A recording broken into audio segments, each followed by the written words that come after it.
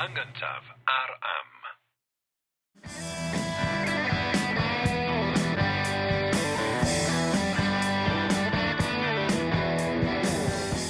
Helo, Symai. Jerry Hunter dwi.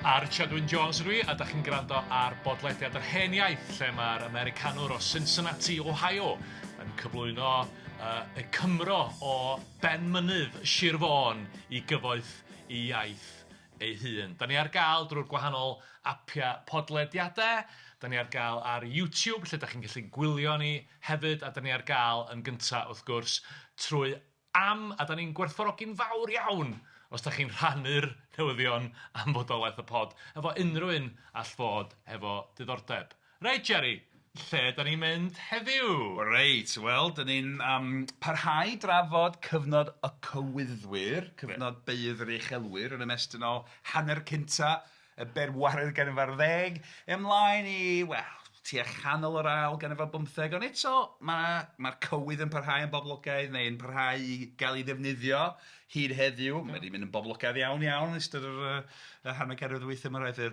Ond be bynnag, ond heddiw dwi eisiau canolbwyntio ar fath arbennig o gywydd sydd ar un wedd yn gywaith, neu mae'n cymryd mwy nag un bardd i wneud hyn. Okay. Takes two to tango, da. Yeah. Sef ymryson. Cywyddau ymryson, pan oedd Beirdd yn cystadlu ei gilydd, yn dadlau ei gilydd, yn cynnal trafodaeth ar ffurf cywyddau. Iawn? Right. Un bar yn canu cywydd, yn ymosod ar y bardd arall, y bardd arall yn ateb ac yn blaen.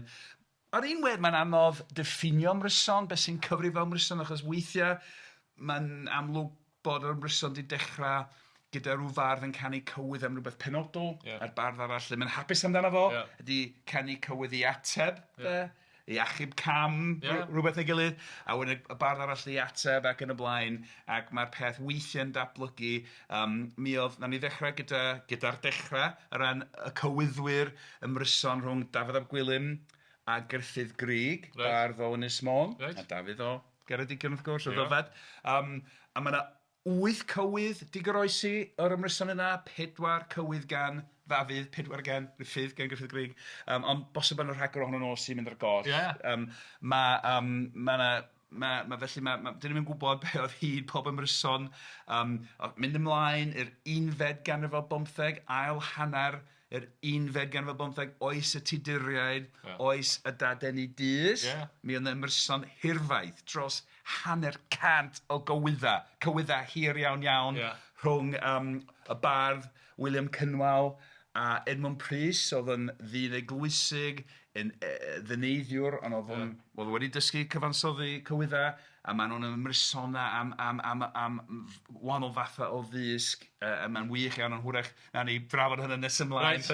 Mae'n draddodiad, deud i gwir, crwydro wan, ond dwi wedi gwneud tipyn o waith yn studio llenyddiaeth Gymraeg o America o'r 4 ganrif ar 15, a nes i ddarganfod ymryson mewn cywyddau go iawn, gyhoeddwyd, mewn cylchgrawn Cymraeg Americanaidd, y cyfaill ar hyn wlad, yn y 1830au a 1840au, a 2 fardd yn ymrysona trwy gyfrwng cywyddau fyna. Felly mae'n, ac wrth gwrs heddiw, mae Beirdd, ymryson y Beirdd, Radio Cymru yn Steddfod ac yn y blaen. A rapio, wrth gwrs, East Coast yn erbyn West Coast, ag ati, Sir Fôn yn erbyn Ceredigion. Yn union. Felly, ond efo'r ymryson ar cywyddwyr yn y 4 ganrif ar 10, y 15 ganrif ac yn y blaen, ddiwedd o'r oesau canol de. Mae'n anodd gwybod be oedd y cyd-destun cymdeithasol. O'n i'n mynd i ofyn yna rwan, achos gan bod chdi wedi crybwyll ymryson o Beirdd, da ni'n dychmygu rhyw broses lle mae yna rhywun yn penderfynu pwy sydd wedi cael... Babad Llên, Steddfod, pwy sydd wedi cael yr hwyl gorau arni. Pwy sy'n rhoi marciau yn ôl. Yn union. Ond efo ymryson na, da ni'n gwybod nac dyn. Ond mae'n un o'r pethau dwi'n mwynhau fwyaf, dyn ni gwir, pan dwi'n meddwl am lenyddiaeth Gymraeg yr oesau canol, yw dychmygu y cyd-destun cymdeithasol coll, defnyddio'r testunau llenyddol sydd wedi goroesi i geisio ail-greu. Hynny, mae'n lot o ddychymyg yma, pwy wir, mae'n anodd profi hyn, ond dychmygu beth y cyd-destun. Hefyd, 'dyn ni'n gwybod bod cywyddau yn cael eu perfformio ar lafar. Mae 'na lawr o sôn am y bardd fel telynor hefyd yn cyfeilio ei hun ac yn y blaen, yn adloni neuadd ynde, neu dafarn efo'i perfformiadau lly. Felly a oedd yr ymrysonau yn cael eu perfformio fel cystadleuaeth, fel cystadleuaeth rap heddiw de, yn fyw ar lwyfan, neu a oedd, hynny yw, a oedd cywydd yn cael ei sgwennu lawr, a ddarn o bapur ei ddemrwn, neu crafu ar lychan a'i ddanfon fel neges at y llall, a llythyru be oedd y cyd... Dyn ni'n gwybod, de. Right. Ond o ran testun yr ymryson, maen nhw'n i gyn yn dechrau mewn ffyrdd gwahanol, deud y gwir. Right. Nawn ni ddechrau, gyda'r dechrau fel ddys i, efo Dafydd ap Gwilym y Gruffydd Grug, yn dechrau gyda Gruffydd yn canu cywydd i Ddafydd yn lladd arno fo. Yn dychanu Dafydd am y math o ganu serch mae o'n ei ganu, de. Right. Iawn? A wedyn mae Dafydd yn ateb, felly mae'n ymryson, mewn ffordd, mae'n ddoniol iawn, mae'n ddigri fel nawn ni weld, ond mae'n ymryson am natur barddoniaeth ac am beth sy'n brodol i ganu, de. Gruffydd bach yn dod dros y bach yn hwyrach, bach yn fwy traddodiad, ond Dafydd beth ti'n canu'r holl gywyddau serch, a Dafydd yn ateb. Mae hynna yn ddiddorol, symud ymlaen i'r 15fed ganrif, gwmpas y flwyddyn 1425 bella, nath bardd gwych iawn o'r enw Rhys Goch Eryri. Rhys Goch Eryri, enw da. Canu Mawrnad, yw athro barddol ei hun, Gruffydd Llwyd, yn deud nad oedd neb yn yr ardal, sef Powys i'r dylo, yn nabod awen Gruffydd gystal ag o ei hun, Rhys Goch ynde. So mae'n ffordd, mae'n galaru, mae'n mawrnadu, ond mae hefyd yn dangos, fi oedd i ddisgybl, a dwi'n nabod awen y bardd gwych yma sydd ddim ar y well y neb. Wedyn canodd bardd arall, Llywelyn ab y Moel. Ti wedi clywed am? Do.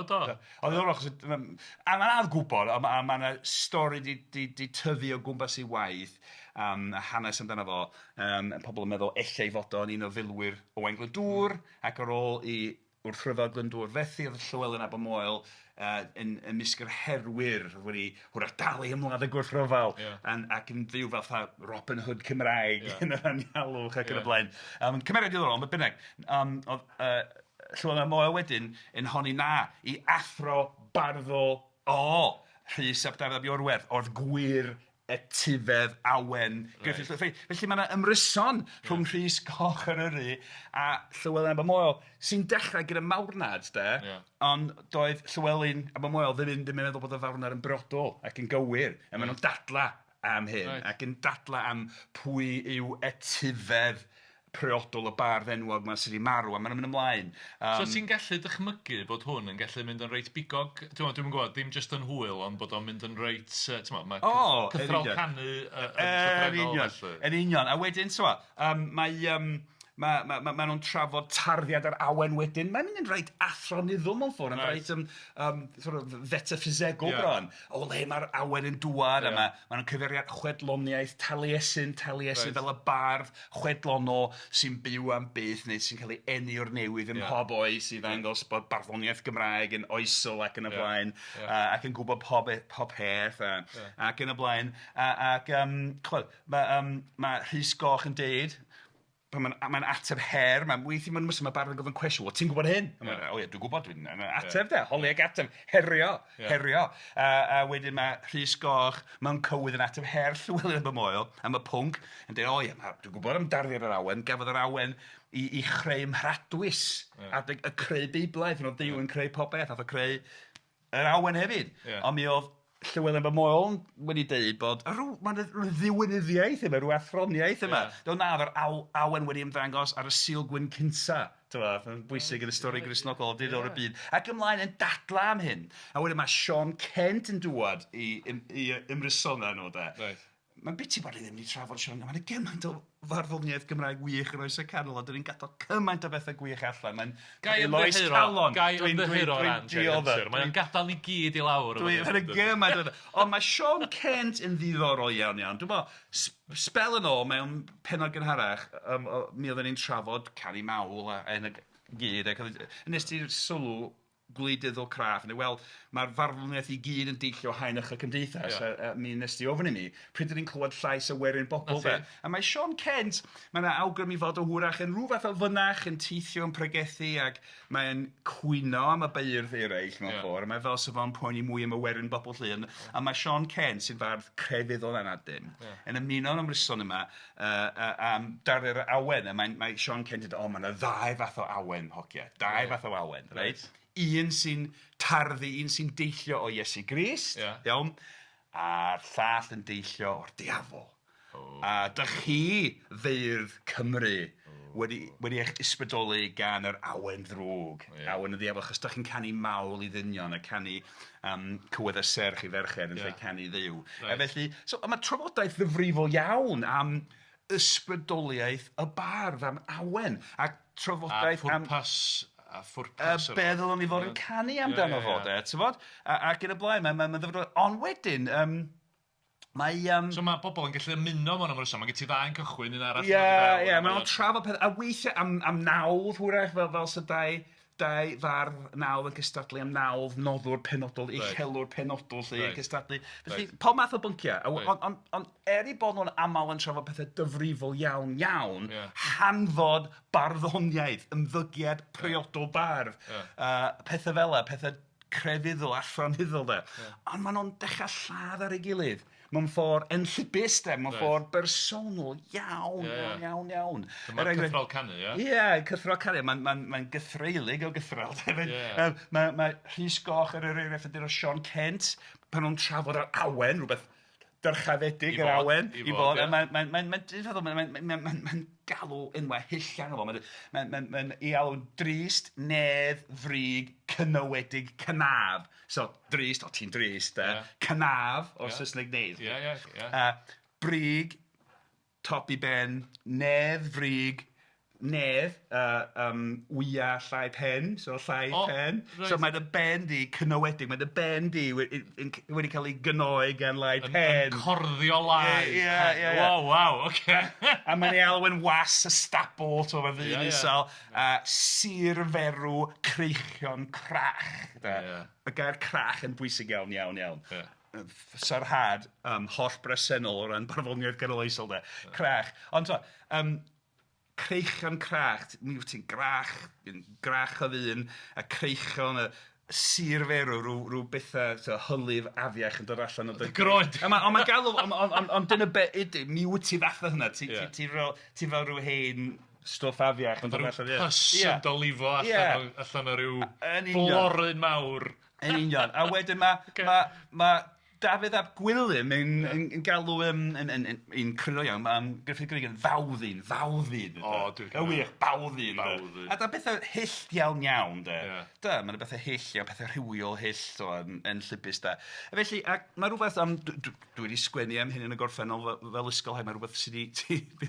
Os na i ddechmygu bod chdi mwyn Jerry. Achos... Cyfuniad o'r masweddus a'r dyrchafedig. Wel, achos dwi'n mwynhau dychmygu y berthynas rhwng testunau llenyddol a'r cyd-destun cymdeithasol. A hefyd, o ran fy addysg fy hun, yn ogystal ag astudio llenyddiaeth, nes i astudio lot fawr o anthropoleg pan yn coleg.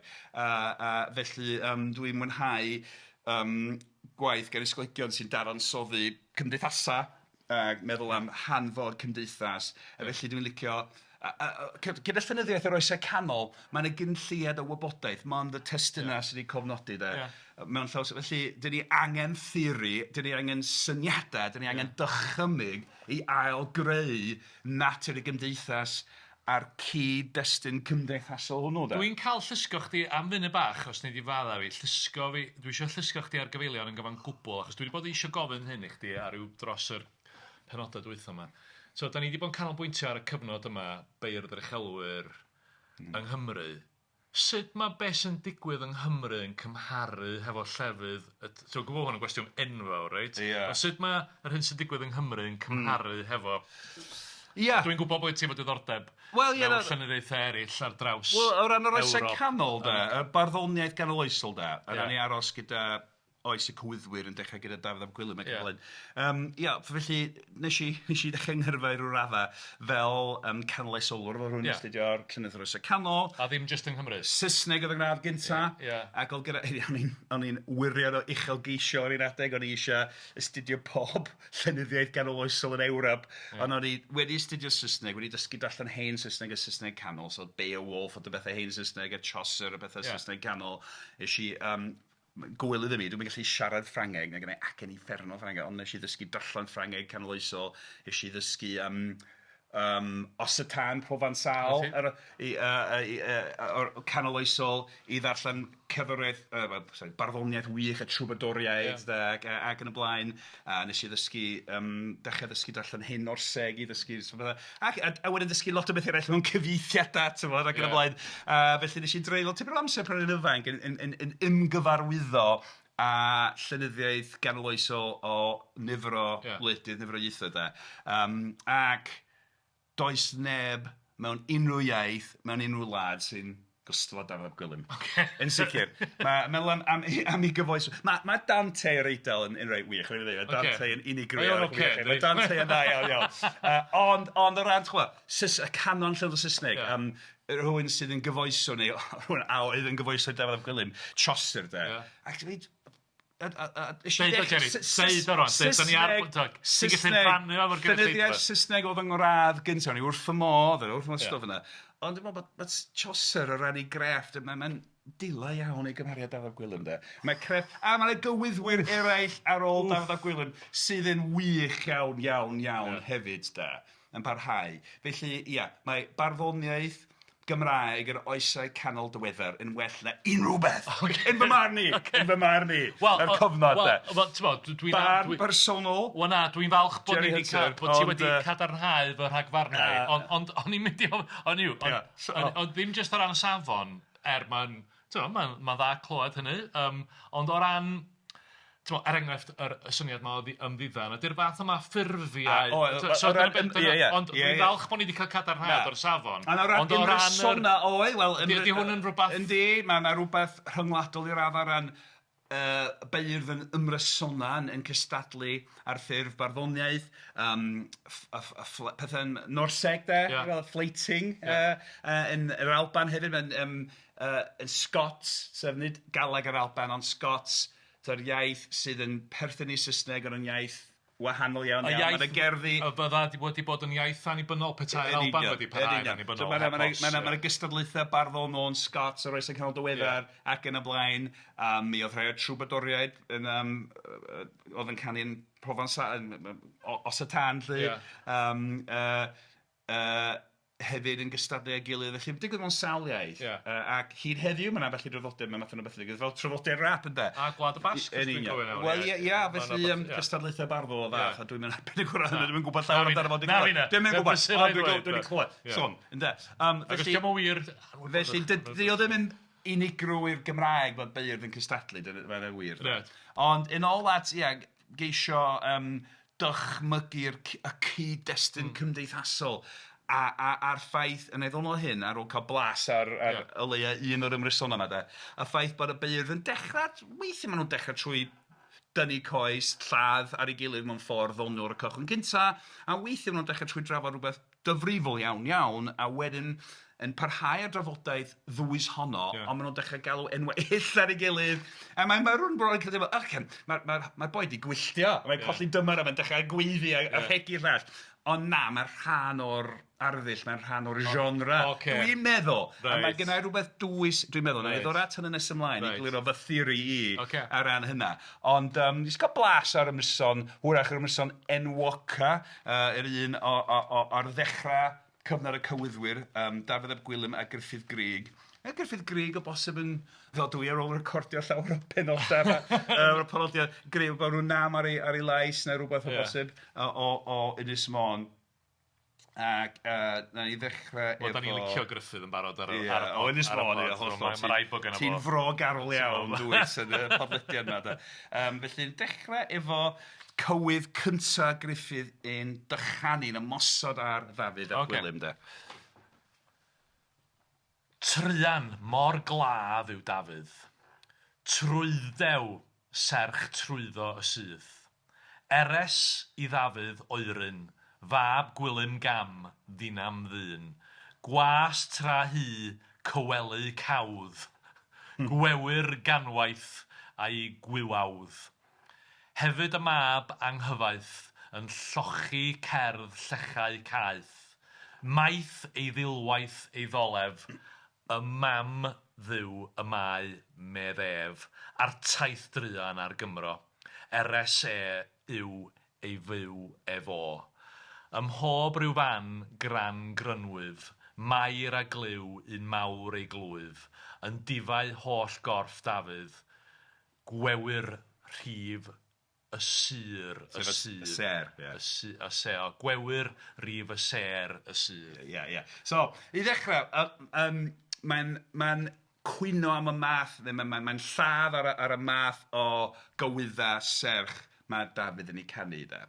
Dyn ni'n mynd i darllen y cariad yn gymaint I drafod o ran gwaith Dafydd Gwilym, ond mae'n llawer o'i gywyddau, mae'n cwyno am ffaith bod mae'n mewn cariad a dy'r ferch ddim yn ei gario, felly mae'n glaf o gariad. Mae'n hen gynfensiwn, mae o'n sôn am ofydd, nath Hywel ab Owain Gwynedd, sôn am ofydd. Cyfaill pod.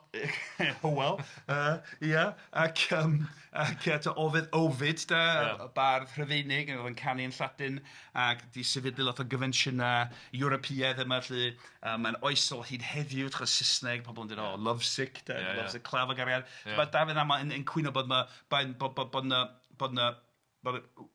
fatha Cupid yn syth, fy'n seithan efo, mae serch yn ei frifo, ac felly mae Gruffydd Grug yn gwneud hwyl am ei benno am ganu, am cochio. Trian mor glaf yw Dafydd. Ie. Trwyddew serch trwyddo sydd. So trwyddo fatha tarader, rhywbeth sy'n neud twll sydd o. A eres, peth rhyfedd, mae'n rhyfedd, eres I Ddafydd, mae'n beth rhyfedd I Ddafydd, oeryn, dyn gwael, lle fab gwilym ddinam ddydd, gwastra hi, cywelu cawdd, gwewyr ganwaith a'i gwiwaf. Mae'n cael ei frifo ganwaith dros y meddefo. A wedyn mae'n deud yn y diwedd, mae'n rhyfeddol I fod yn fyw o gwbl, os mae'n cael ei frifo gymaint gan gariad ac yn y blaen. So mae'n sy'n lladd arno fo. A ddoniol iawn. A'r taith druan ar Gymro. Ag ati. A wedyn, Dafydd yn ei ateb, mae'n tamad o gywydd gan Dafydd yn ateb Gruffydd Grug. Mae'r print yn llai fyth. Mae'n wamal.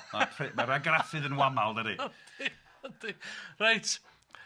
Gruffydd Grug, wyg wag awen, grynedig, boenedig ben, cynnydd cerdd byn o unflwydd, coeg yw un dyfiad cyw gwydd, nid mwy urddas heb ras rydd, gwawd no geiwawd o gywydd, cywair ddelw, cywir ddolef, cywydd gwyw ofydd, gwaef, un a'i cas allan a'i can. Arall a'i can. Mae'n ddrwg gen I. Mae'r print mor fach. Un a'i cas, arall a'i can, enw gwrthgas, un a'i gwrthgas. So, nawn ni oedi yna. Mae'n lot I egluro. Gruffydd Grug, hwyg wag awen. Awen, wag, sydd yn olfer sy'n ddiwerth. Ti'n lot o fardd yn y bon. Hollol. So mae'n lladd o'n efo fo. Ti'n mynd llawr o fo. Piw ti yn berniadu beth dwi'n gwneud. A hefyd, grynedig, mae'n crynu. Boenedig ben.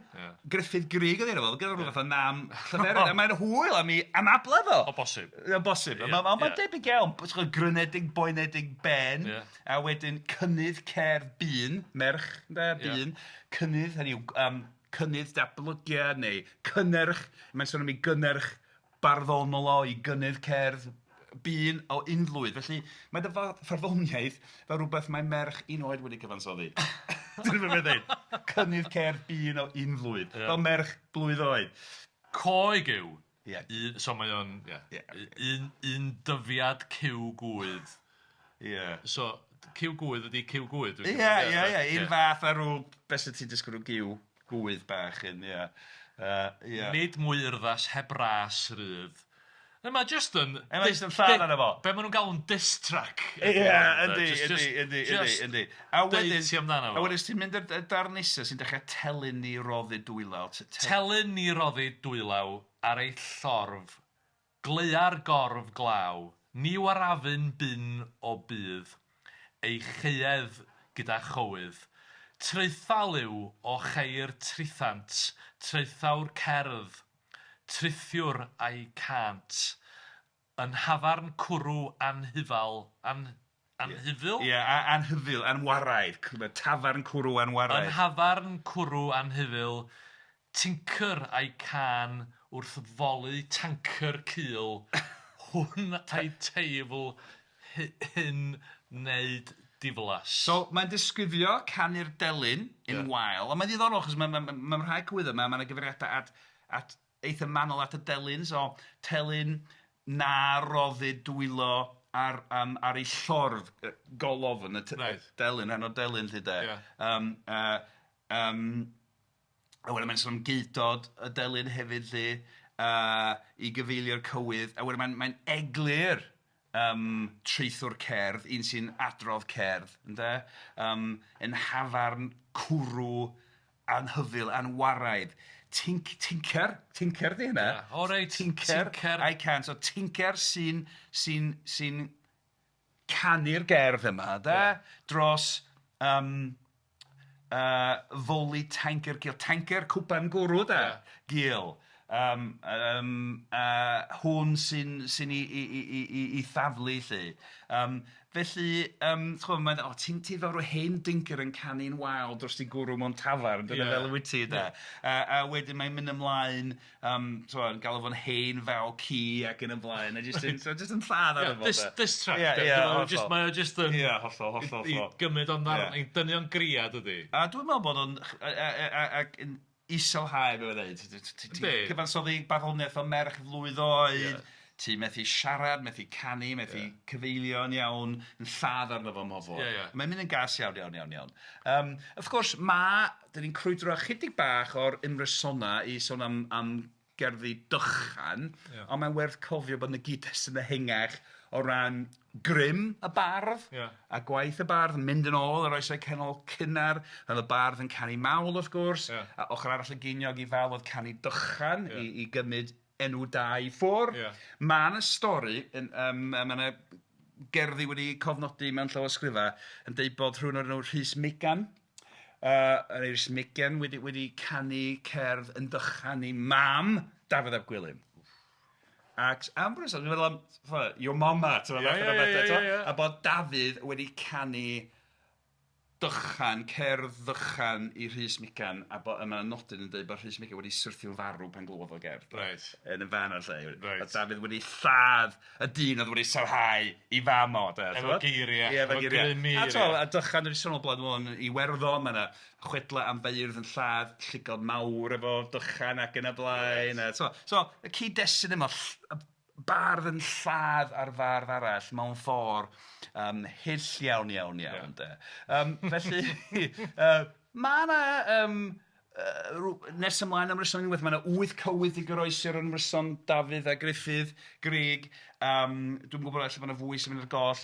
Mae Dafydd ap Gwilym yn deud wrth Gruffydd Grug ar un pwynt, mae'n deud yr awenydd draw, bron fel sy'n perfformio'n fyw yn yr un draw fancw, yr awenydd, y bardd, yr awenydd draw, y bardd draw fyna, i'm diswyddaw y sydd, i dyswyddo. So mae'r bardd yna yn ceisio fy nyswyddo i. So hwrach bod nhw'n gystadlu am rhywbeth o nawdd, neu fi'r un sy'n cael canu'n y neuadd, neu'n y dafarn, fi sy'n nghanol sylw o dorf, a mae o eisiau cymryd fy lle, y spotlight i de. Dwi'n cael yng nghydnabod fel y boi, a mae o'n trio cymryd fy lle. A wedyn rhyw bwynt arall, mae Gruffydd yn gofyn i ddo unsa, mae'n dweud, ai ymryson am radd wyt ti, am radd y mae'n ymroddi, ymryson imon am mi oedd Gruffydd Grug o Ynys Môn, Dafydd ddim, so wyt ti'n beiddio dod yma i ymryson am mi, imon, am radd. Am radd y mae'n ymroddi, felly, mae'n gynghenodd y wych, am radd y mae'n ymroddi, felly. So, dyn ni dyn ni'n trafod yr ysteddfodau cynnar mewn pennod arall o'r podlediad yma de, ond sy'n gwneud Ymryson am radd, oes na gyd-destun ysteddfodol, ydyn nhw'n cystadlu am radd, neu hwyrach wrth gael hwyl mewn llys, adeg rhyw ledd, rhyw barti yn llys rhyw Uchelwr, neu noson arbennig mewn tafar yn adloni ffrindiau, ydyn nhw'n cyfeirio at y diwylliant eisteddfodol a ffaith bod Beirdd yn cael ei graddio ac yn ennill gradd fel bardd, a mae'n ddiddorol bod nhw'n cyfeirio at hynna, swydd, diswyddo, diorseddu rhywun o'i statws o bardd ac ymryson am radd. Bethau fel sy'n ddiddorol iawn, dwi'n meddwl. A wedyn, felly, unwaith eto, i sôn am y cyd-destunau, ni ddychmygu sut mae hyn yn perthyn i gymdeithas. Mae ymryson yn gallu dechrau fel rhywbeth. Un bardd yn canu marwnad, a bardd arall yn ôl, hynny'n briodol, ddim yn cytuno. A wedyn mae'n dechrau cystadlu, dadla. Cystadlu am ffynhonell natur yr awen. Pa fath o farddoniaeth sy'n briodol i'w chanu ac yn y blaen. Neu hwyl, y loniant pyr de. Ond beth am yr holl bethau hyll sy'n digwydd, pan nhw'n galw enwau hyll, o ti fel, mae dy bendi wedi gynoi gan pen, ti fel rhyw hylif afiach sy'n dod allan o cracha'r groen rhywun afiach, Bawddyn, enwau hyll da.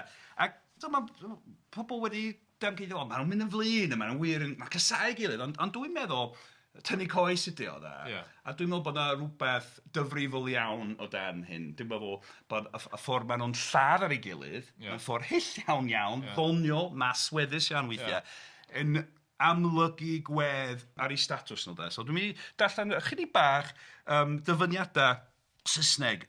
Nes i ddweud, mod i wedi astudio tipyn o anthropoleg pan o'n i'n ifanc, a dwi'n mwynhau defnyddio theori anthropoleg weithiau i geisio trafod gymdeithas. Felly, mi oedd yna anthropolegydd o'r enw A.R. Radcliffe Brown, a nath o fathu y term yma, astudio cymdeithasa eraill, y term joking relationship. So, perthynas jocio, perthynas mewn cymdeithas, lle mae yna ddisgwyl i bobl tynnu coes. Perthynas rhwng a dyna yn Saesneg, dyma be ddedodd Radcliffe Brown am hynna, definio joking relation fel a relation between two persons in which one is by custom permitted and in some cases required to tease or make fun of the other who in turn is required to take no offence. So weithiau, ti'n gorau tynnu coes a diom o ddifri. A wedyn, sôn ymlaen, yn cyd-destun yr Ymrysonau Cymraeg canoloesol de, gwaith anthropolegedd o'r enw Philip Stevens yn studio pobl o Bachama, Nigeria, lle mae hyn yn digwydd, mae wedi adnabod y joking relationship yn y pobl yn tynnu coes i gilydd mewn ffordd, maen nhw'n lladd ar ei gilydd mewn ffordd ddefodol, fel ffordd seremoniol yn gyhoeddus, fel rhan o'r berthynas rhwng yn y goliad. Mae'n astudio hyn yn Nigeria, ymysg o Bachama, a mae'n deud fel hyn, y dyfynu Philip Stevens wan, within Bachama society, joking relationships obtain only among people not related by kinship ties who have experienced a degree of close, friendly, and mutually beneficial association. Da? A wedyn, a mae'n dweud, y math o ddadansoddi y math o dynnu coes rhwng y bobl yma. A dweud, analysis of the content of joking exchanges, pan mae pobl yn lladd ar ei gilydd yn chwaraeus, reveals that the degree of freedom of language and behavior tolerable within each category is an expression of the nature of the relationship. So, po fwyaf ti'n lladd ar y llall mewn ffordd ofnadwy, mae'n dangos bod yna fwy o berthynas de.